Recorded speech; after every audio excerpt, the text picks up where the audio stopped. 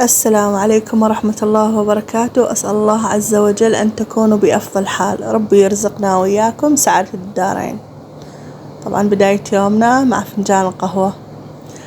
هين شربنا قهوتنا الحمد لله رب العالمين. شوفوا هين عندنا الوردة شلون محمطينها سبحان الله، تظل شكلها هي فريش بس شلون حاطين عليها مواد تظل موجودة سبحان الله. وهين يلا نبلش بالغدا. هلا بنات، طبعا طبختنا لليوم هي كباب باذنجان. شوف شلون اجيب الباذنجان اشرحه هيك الشرائح رفيعة واغسله بمي وملح، بعدين اصفيه. وهنا بطاطا عندي قسم شوي بطاطا زاد انزل مع حل طيبة.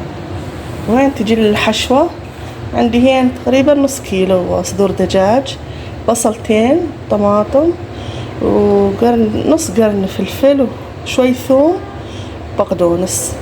أقطعهم كامل مع بعض، بعدين أتبلهم مي ملح وفلفل ودبس رمان شوي زيت زيتون، وأمزجهم مع بعض، أمزجهم وأخليهم على جنب على بين ما نقلي الباذنجان.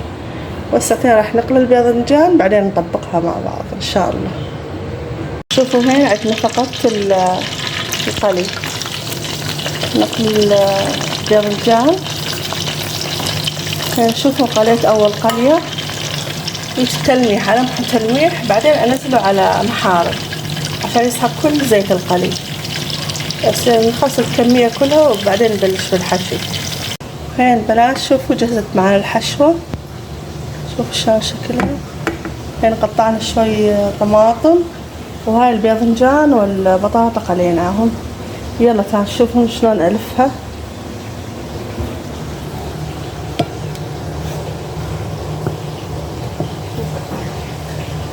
شوف شلون طريقة اللف.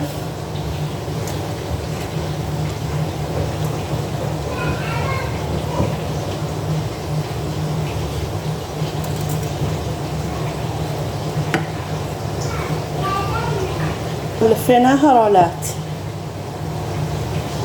نزلها بالصينية.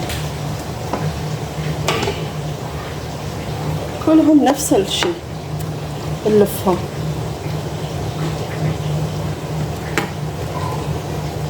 شفت شلون بنات؟ يعني بعد ما طبقناها طبعا بالصينية ان شاء الله ننزل عليها المرقة، ننزل عليها مي حار، دبس رمان، وملح وفلفل. خليها تطبخ 10 دقات على الغاز، بعدين ننزلها على الفرن.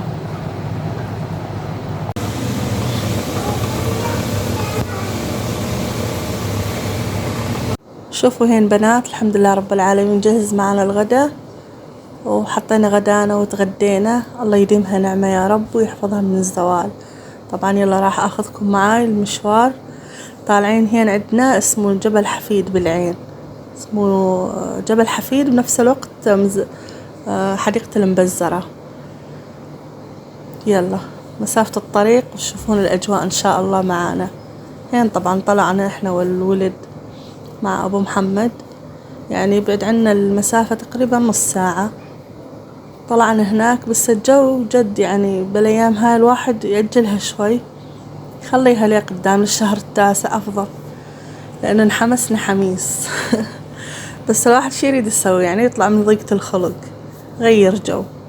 عملنا هين البسبوسة وعملنا شاي وقهوة، وأخذنا هيك تشكيلة ومي بارد، وطلعنا هناك على حديقة المبزرة. وهين في عندهم مي كبريتية سبحان الله تنزل من الجبال، كثير ممتازة. عندهم ألم برجلينهم، يا سبحان الله تنزل رجالكم عليها نار نار سبحان الله. بس الواحد بس بالبداية بعدين عادي تعدى الوضع يعني. بس تحسونها براحة نفسية. طبعا بالطريق ما حكيت لكم بيه شجرة سبحان الله كل الطيور عليها متواجدة. هاي واحنا ماشيين على طريقنا على الجبل حفيد، اتوقع شفتوها بالفيديو. ولعبوا الصغار وغيروا جو، بس ان الجو حار يعني قلت لكم ما خرج بالايام هاي. بس على الشهر التاسع الجو يجنن، الناس اغلبها تجي سياحة عليها على المنطقة هاي. بس الواحد تغيير جو جد، غيرنا نفسيتنا شوي. طبعا هذا كان روتين اليوم يا بنات، إن شاء الله يعجبكم. يلا شدونا الهمة، وصلنا ل1000 مشترك. الله يجزاكم الخير إن شاء الله، ولا تنسونا من اللايك والاشتراك بالقناة فضلا وليس أمرا. في أمان الله.